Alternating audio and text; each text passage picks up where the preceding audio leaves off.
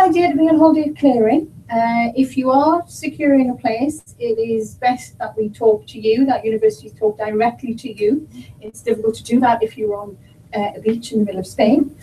So if that happens, you can delegate what's the word I'm looking for?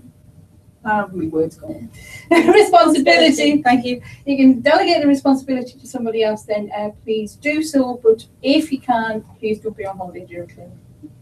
Would you be happy enough to speak to parents in that situation, or if we had to, absolutely yes. But we have to make sure that they are acting in the right way for their child. Brilliant. Over to Juliet for this one. Juliet, if students apply through clearing, are they still eligible for scholarships and bursaries? Okay, with regard to the first part, I'll start with bursaries. Whether a student comes through clearing or not doesn't have any effect on whether they're entitled to bursaries or not, because that's based on household income.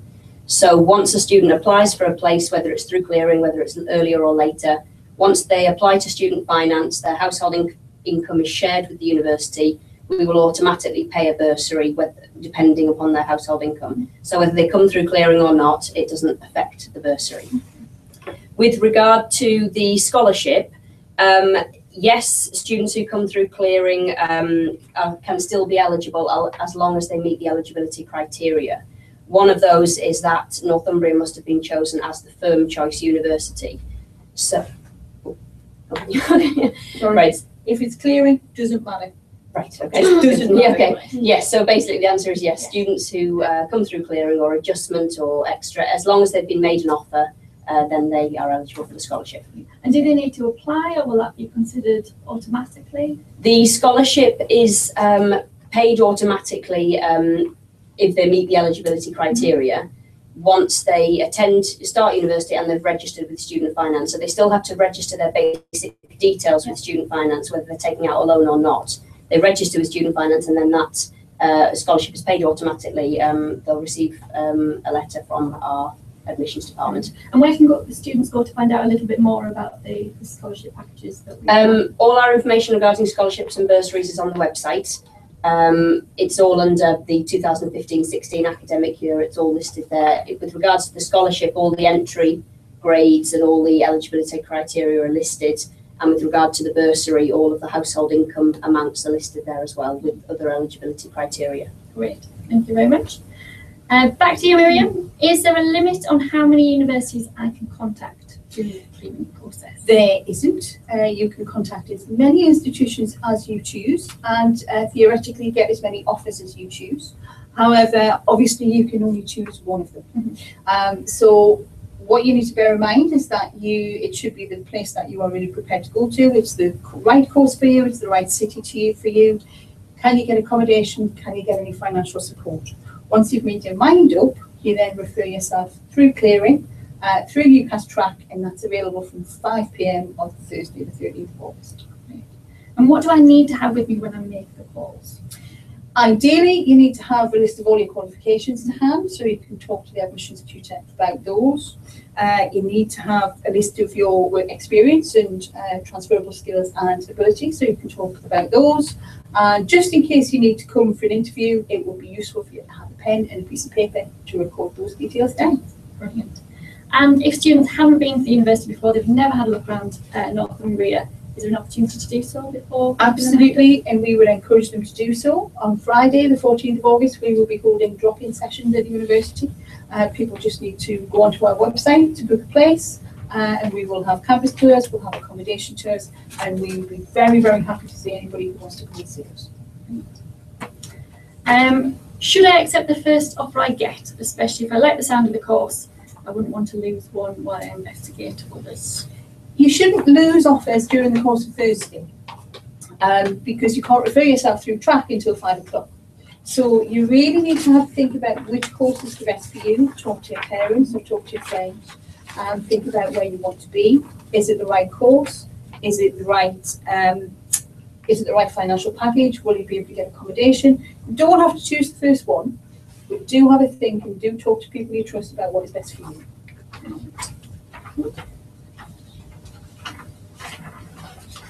Okay.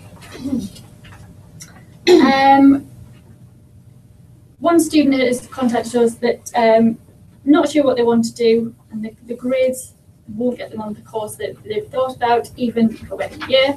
Should I just get on something? Should I just accept the only one that's offered to me? How would you address that if students aren't quite clear on what they want to do? What you have to remember is this is 3 or 4 years of your life. You have to make sure that the course is right for you, you're paying tuition fees for this course, the area and the university is right for you, the city is right for you. So it's not a good idea just to take anything.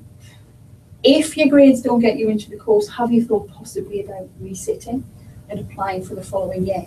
Have you thought about getting some work experience that might help an application for the following year? Have you thought about taking a gap year and perhaps volunteering or travelling for a year? So no, don't just take anything. Do get some advice, do get some careers advice if necessary, because you have to think about all the implications of going to university and the costs involved in that. Yeah. And a question we've had on the text line, what do students need to do when they get their results? Do they need to enter them anywhere? If so, what is the process for them who've got results? It depends on the results that you are receiving. If you are a mature student, for example, it would be ideal if you could send the admissions office your results. For almost anybody else, we will receive those results through UCAS, so you don't need to do anything. So they don't need to worry, they don't need to pick up the phone. I need to worry. Another question we've had, do I need to apply for the same courses I put on my original application form? You can apply for any course you like in clearing. It can be the same course as you've originally applied for. It can be a completely different course in a completely different subject area. The important thing is whether or not universities have vacancies. So some courses might not actually be available in clearing because they're already full. Okay, and it wouldn't be a disadvantage if the student hadn't applied for that course? Not at all. What if the student cannot get a reference? We do like all students to have a reference. We may make an offer conditional on receiving one in due course. It's a highly unusual situation that nobody can get a reference at all because we can accept it from employers as well as from teachers and careers advisors. So if anybody finds themselves in that situation, then obviously just do contact us and we'll advise them of the best solution for them. If a student has applied to us previously but was unsuccessful or has declined their offer, can they reapply through clearing? If we originally rejected the application, it's unlikely that we will reconsider them again, especially if it was for an interview course where they were unsuccessful at the interview stage. If they were made an offer and declined it, then by all means, yes, they can get in touch with us. But again, whether or not we can offer a place depends on the number of vacancies we have. Brilliant. Going to Sam for this one. Sam, for students who've never visited the university or done any research, how are they supporting settling into the university? Is there events, activities that help them settle in their early days? Yeah, I would always recommend researching into it before accepting, especially coming to the city and seeing if you like that as well. That's always important. But once you get here, I mean, we've got welcome events that go ahead, which is one before term starts, and we've also during the week is induction and the specialist week as well, which everyone will get to know everyone, which is always good fun. And is there support available in the halls of residence as well? Is there warden, people who can support them? And there is house managers, one per residency, so they're like your adopted parents for your time, so they look after you and make sure that if you've got any problems you can go to them. Great, thank you. Miriam, is there a time limit on the offer of a place? Different universities have different policies, but here at Northumbria, if you are offered a place during clearing, we will hold it open for you for 48 hours from the time at which we contact you. If you have any issues with that time limit, perhaps because you need to be released from another institution, then contact us and we may be able to extend it. Brilliant. And one of the students wrote in to say that the admissions tutors will know this isn't my first choice. Coming through clearing, I've obviously dismissed Northumbria in the previous process. Mm-hmm. How can I convince the admissions tutors that I really do want to come to Northumbria? Don't worry too much about that because admissions tutors know that people change their mind about the programme, they change their mind about the institution they want to apply for, and even the course that they want to apply for. It's just very important to make sure that they tell the admissions tutor that they have the right level of skills and abilities for the programme, and that even though it wasn't their first choice then, it's their first choice now. One through our Facebook page from Erica. How do we find out when our course starts? The university will send all applicants a welcome pack of information that will contain information about how to enrol, and it will also contain information on first session. So most courses start on Monday the 14th of September. If your course starts earlier, we will tell you in the letter that we post to your home address. So do make sure that all of your details are up to date. Thank you very much. Thank you to the panel for today's session. I hope we've covered all the questions that our watching students and parents have had. The video will be available on the website to view from Friday. Do visit our webpage for further information. Keep on posting your questions. If we haven't covered those in today's session, we'll happily answer those via our social media and email outlets.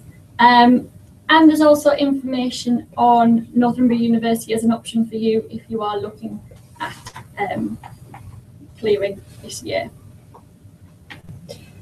A new logo would go and it would end. How long was that in total then? Half an hour. That's half being done. It will obviously be longer on the day. Yeah. Do we think? We'll have fuller answers. Hello, Mike. Hi, Are you all right? Yeah, good, yeah, good. I need to speak. But Lee, do you want to speak to Mike? I'm coming. I'm just finishing now. I'm going to speak to you and ask you a favour. Where should we be looking? Yeah, I was going to ask.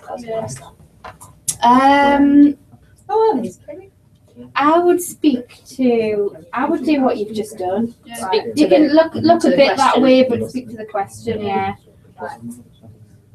But I don't know. What does everyone think about that? What do you think about that, Dan? Do you think they should be looking at the camera? Which camera? Are we using one camera or more? Well, cameras? that's the conversation that we need to have with Mike. Tell you what, I'll leave that. Yeah. Yeah. Can you just talk about if there's any questions I think it'll be that nice. should be in there that aren't? Yeah, I think it'll be nice. Look at the camera. I think it's the other people who want to speak as well, what Yeah. they should be doing themselves, because it's easy for them to Is pick there a up and look. Yeah. So you've got all five of them, if you look at the screen. I think it's tomorrow. I Dinner time think the or others should look at the person who's answering the question. The person who's answering the question should look at the camera. Otherwise, if no one's making eye contact with the think they're camera, going it's going to be a very disengaged experience. Yeah. What would be monitoring as well. And then probably It's not like it's on the I will have like an iPad with emails on. It does seem to be a bit of a- I mean, it might not be looking at the camera, it's just what Yeah. If I can run through all the answers. There is a junior level at the university, and so we trying to work out the technical side of it. Rachel, are you You've going to got be five doing people on camera. Yeah. And one's talking. Yeah, I'll be doing it with one's Alistair. talking. What I think Yeah, they need to look well, interesting.